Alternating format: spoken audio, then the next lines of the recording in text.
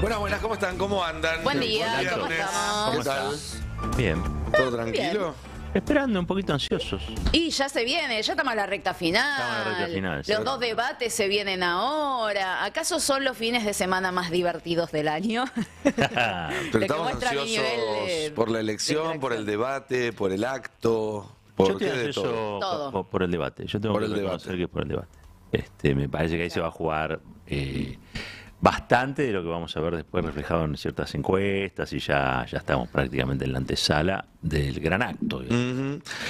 Pero bueno, irá Milei, no irá Milei. Esa es la gran Ah, duda, sí. ¿no? Va, a mí hace un Yo tiempo creo que va a me, ir. me lo habían confirmado que estaba, que él iba a participar, como Victoria Villarruel iba a participar del de Vices y sucedió, y Marra del de Ciudad de Buenos Aires y también pasó, así que se supone que sí. No sé cómo estará con su cansancio Javier Milei, porque estaba un poco agotado, tal vez eso se lo impida, pero es cierto que hasta ahora el debate es la única instancia que nos falta. Sí. La única instancia que no se dio, porque ya todos hablaron por separado en los medios, ya todos se respondieron por elevación mediante la pantalla o mediante la radio, nunca se encontraron todos cara a cara y tuvieron un intercambio muy breve, efectista, que en poco tiempo tiene que comunicar algo importante o algo que se viralice, y eso todavía no sucedió. Claro. Y va a ser la novedad. A mí me parece muy interesante. Y ahora vamos con Casareto, el diputado Casareto. Ujú. Y él planteaba algo muy interesante en relación a las críticas de Milei o sea, del macrismo al peronismo, Ujú. los últimos 70 años de historia, ¿no? La culpabilidad de la crisis del peronismo. Y Milei que lo lleva hasta la primera elección de Irigoyen, ¿no?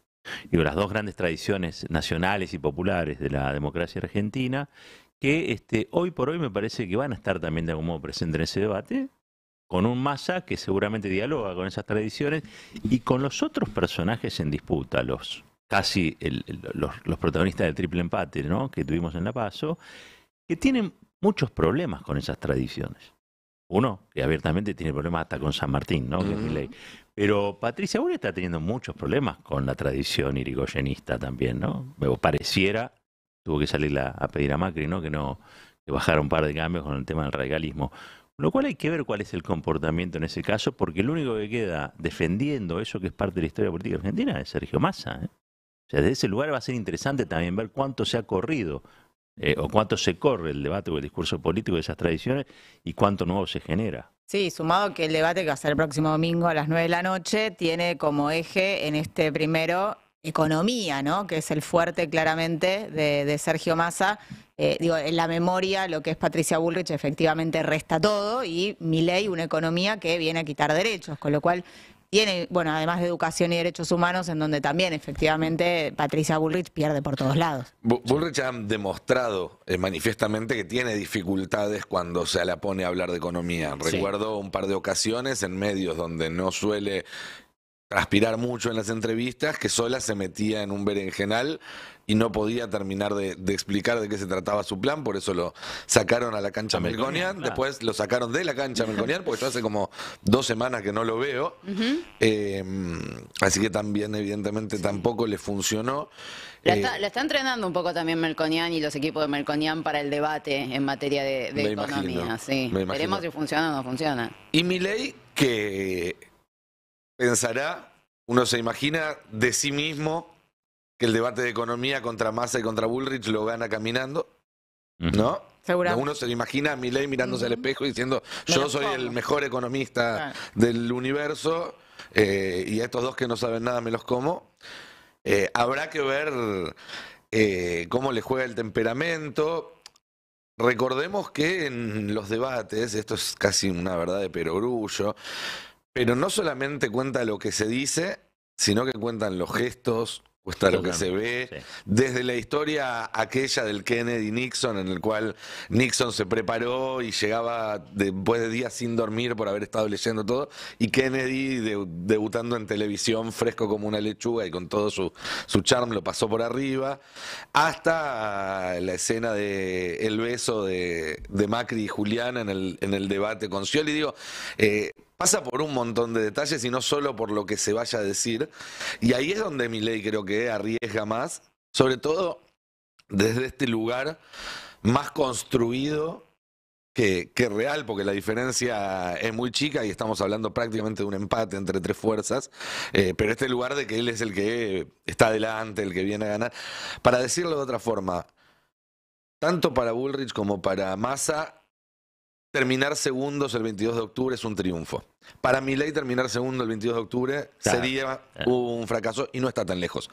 No terminó tan holgado las PASO como para estar seguro de que va a encabezar. Entonces ahí también creo que hay un riesgo mayor que toma. Es el personaje, claro, es el personaje obligado. Está más obligado que los otros en el mundo, ¿no? Por haber salido, aunque sea, haber asomado más la nariz en la PASO. Igual, está claro que las preferencias para mí de la mayoría de la gente que va a ver el debate ya están tomadas, ¿no?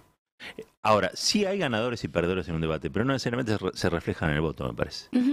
Vos podés decir, che, mira, la escena la caminó mejor tal, los argumentos los dio mejor el otro, y vas a decir, este ganó en relación, pero no necesariamente eso modifica la intención que ya creo que todos tienen asegurada en su cabeza sobre a quién se va a votar o no. Sí. O capaz que en un porcentaje no tan que incida demasiado, digamos. Sí, también me da la sensación de que en esta elección y en estos debates, aunque todavía falta la primera vuelta, también los candidatos van a empezar a posicionarse para buscar el voto del que queda afuera de cara al balotaje. Sí. Y ahí sí creo que una impresión positiva o negativa puede empezar a hacer que el votante de, pongamos, Bullrich, empiece a sumar por otros para un lado o para el otro en un eventual escenario mental de Massa contra Milei, o de Milei contra Bullrich, o de Bullrich contra Massa. No quiero dar por sentado ningún resultado. Se vio mucho en Santoro, ¿no? Esta semana eso con respecto al FIT, esa estrategia de, bueno, si voy no solo por ser segundo, sino por una posibilidad de segunda oportunidad, bueno, efectivamente ahí es donde más puede mover hacia un voto propio. Y con el debate en particular también algo que es, digamos, venía, y Nico recién decía, irá o no irá a Milei, porque es cierto que eso trascendió en algún momento y ahora, bueno, con esta cuestión de haberle negado la entrevista acordada a la CNN, ¿no? Con este periodista que lo hizo público y que dijo que no le dieron los motivos y ponía como opciones que podía ser algo de salud, que podía ser que no quiera perder puntos. Sí, en su equipo dicen que está concentrando. Bueno. Que está concentrando para el debate. Igual tengo entendido que anoche grabó una entrevista con Fantino, que se va a dar el sábado.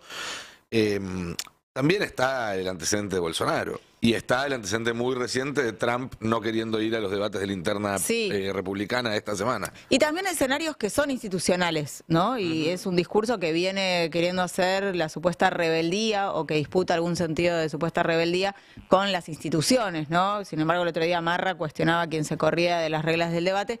Pero efectivamente es un terreno que tiene cierta característica institucional, cierta formalidad que efectivamente no es el territorio más conocido por Milei.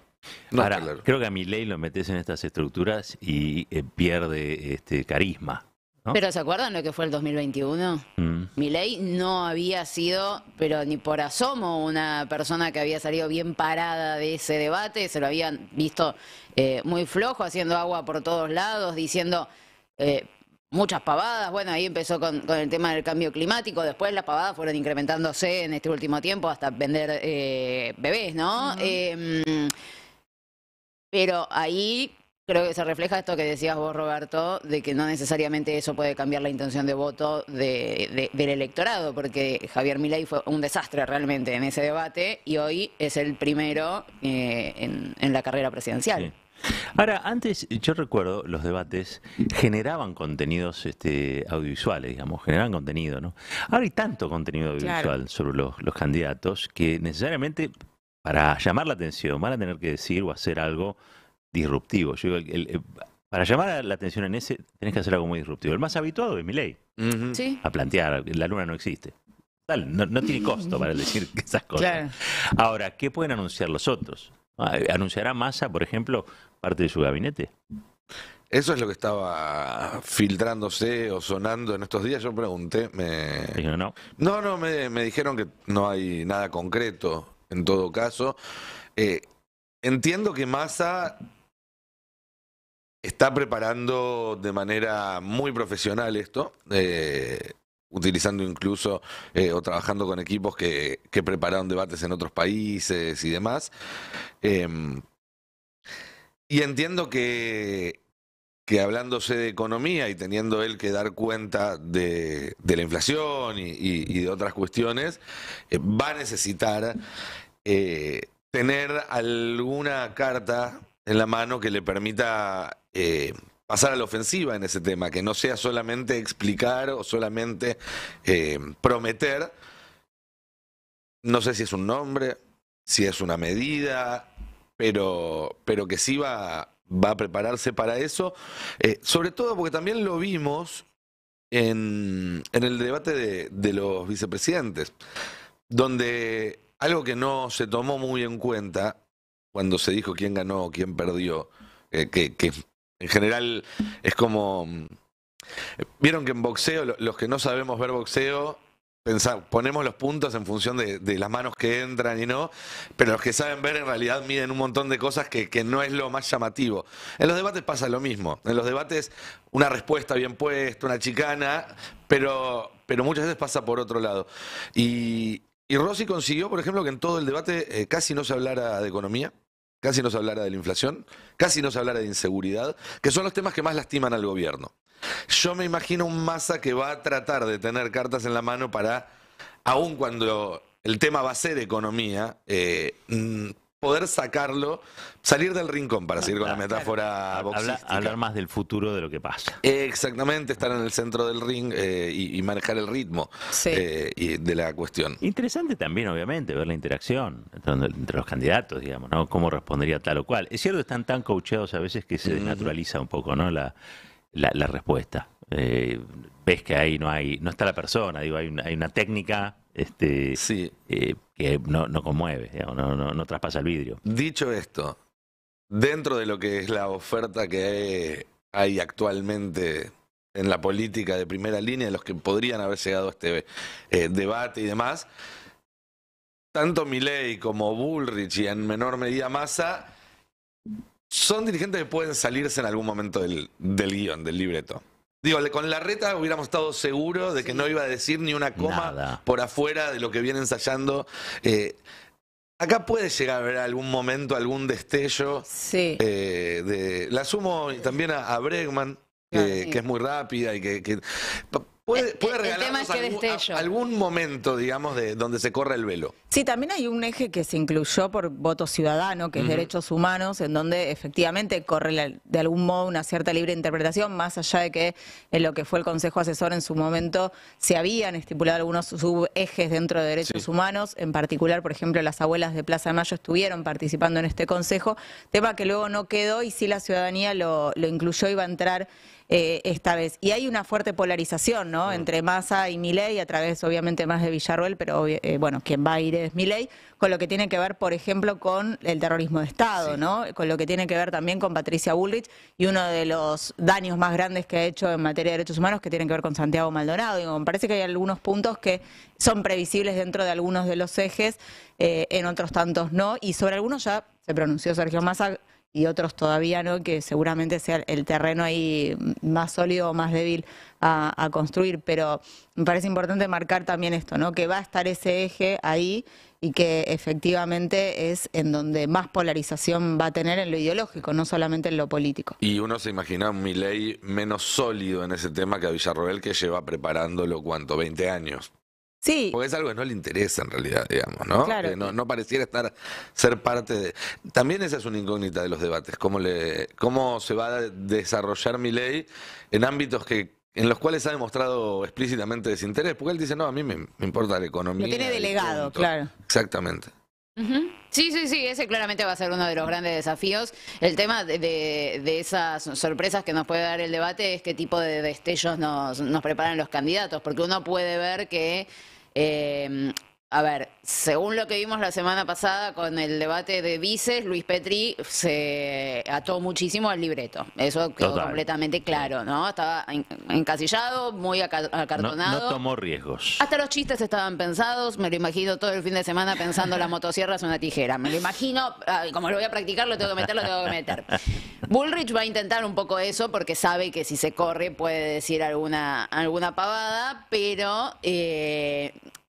lo impulsivo es más fuerte que ella, entonces le va a salir en algún momento decir alguna barbaridad o o tal vez trabarse. Javier Milei vive de eso. Creo que Sergio Massa, incluso los momentos que pueda para salirse del libreto e improvisar, van a estar un poco más pensados también.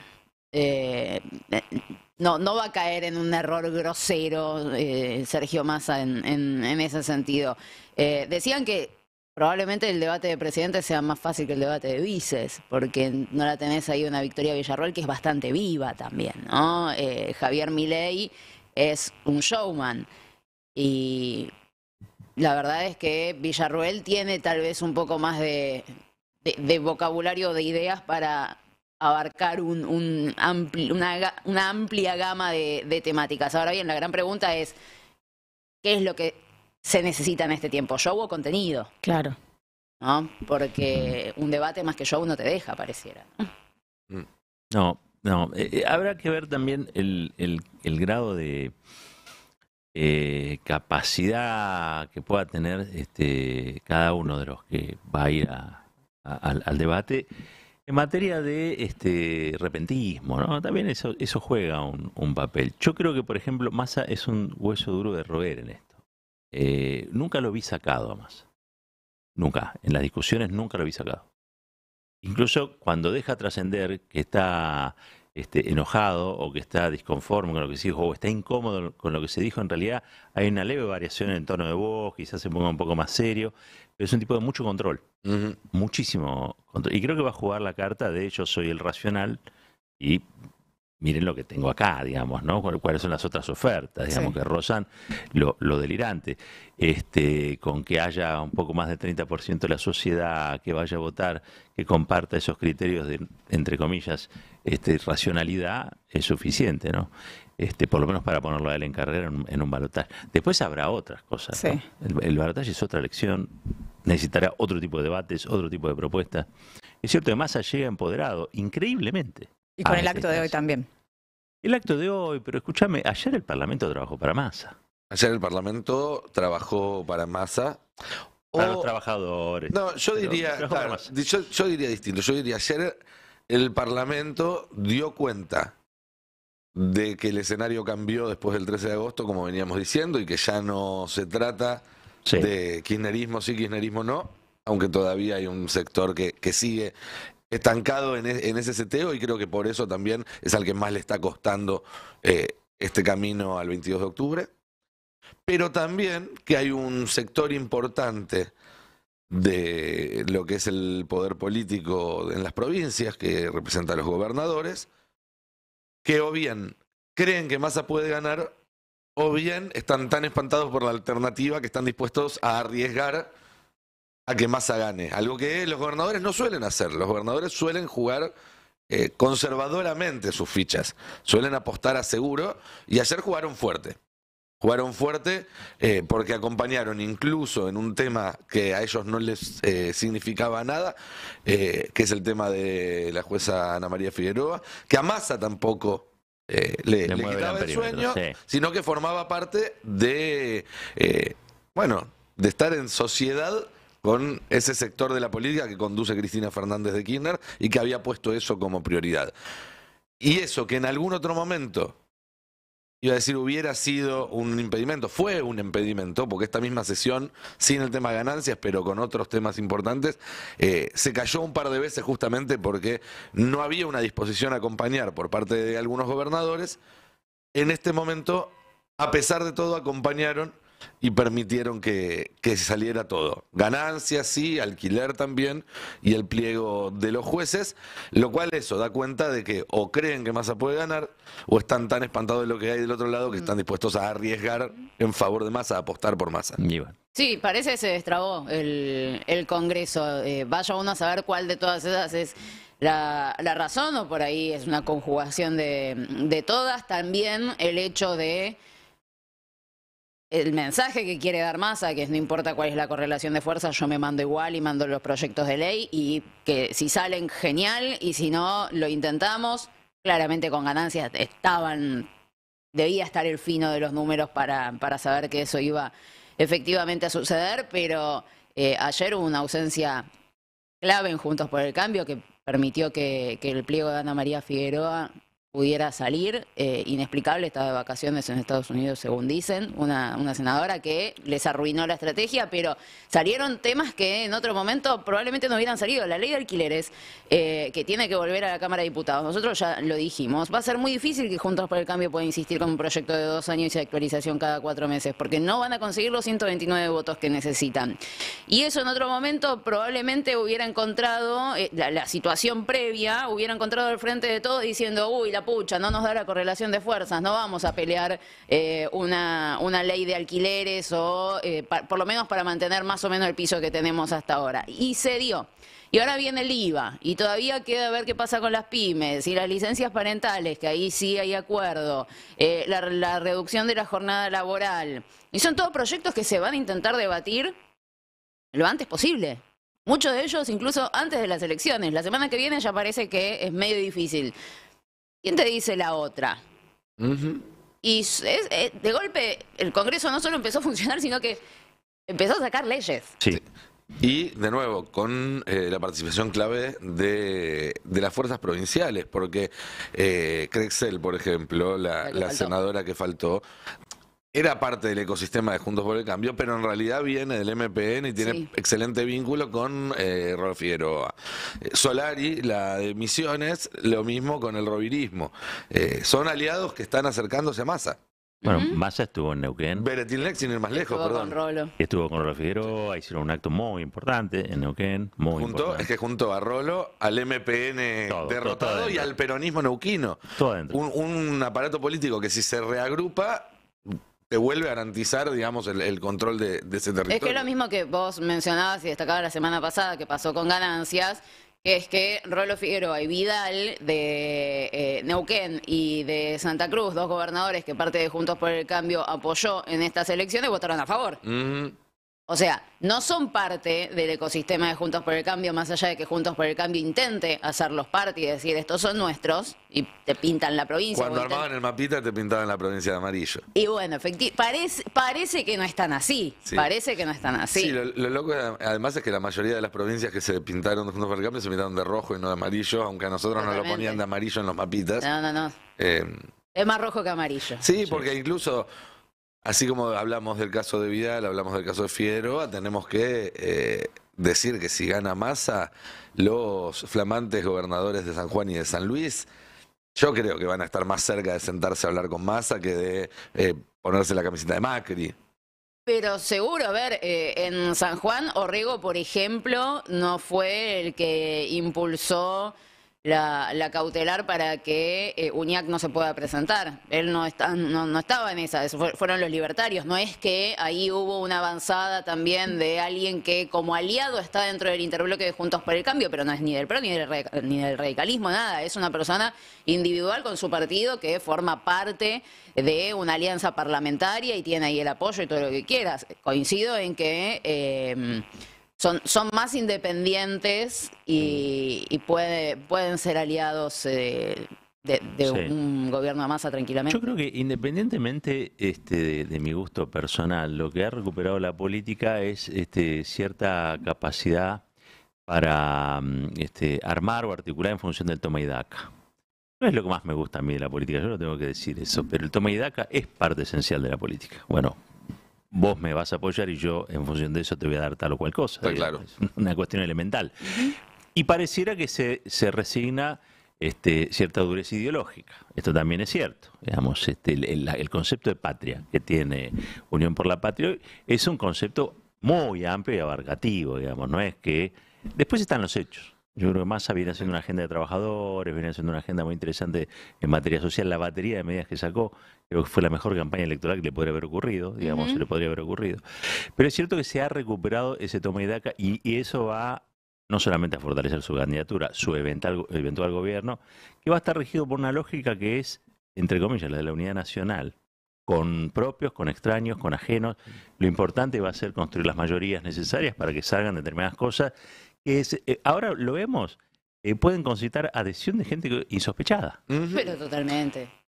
Es así, porque cuando del otro lado tenés gente que cuestiona a San Martín, o que dice que la Argentina se empezó a joder cuando empezó a votar más gente, Porque cuando te dicen Tal un cual, siglo, te tal están diciendo se empezó a joder cuando empezaron a votar los negros. Entonces está muy claro que patria tiene que ser algo amplio. Me acuerdo que lo repasábamos acá hace unos días, esa charla de Cristina con estudiantes secundarios a mediados de 2016, donde decía, vos no podés esperar a estar de acuerdo desde la A hasta la Z para sentarte a charlar con otros. Si estás de acuerdo solamente en A, bueno, avanzá hasta A y después vamos viendo. Así se hacen los acuerdos. Bueno, hoy, donde está en cuestión algo tan profundo como es la patria misma, gente que quiere entregar las Malvinas, que niega San Martín, gente que quiere vender órganos, vender pibes, digo, es tan un horror lo que hay del otro lado que no es tan difícil encontrar coincidencias en A y quizás también en B, C y D, incluso con gente con la cual ninguno de nosotros se juntaría a cenar. Totalmente, pero yo creo que ya de este lado incluso también se está empezando a entender que eso va a pasar. Sí, y que claro. está muy bien en este contexto que eso pase. Era necesario salir de esa encerrona a la que nos había llevado la política, que terminó, como bien lo resumió una candidata este año, en todo o nada. Parecía que era así, y la política, cuando es así, tarde o temprano empieza a fallar. Un país unido por la radio. 107.3. Nuestra radio.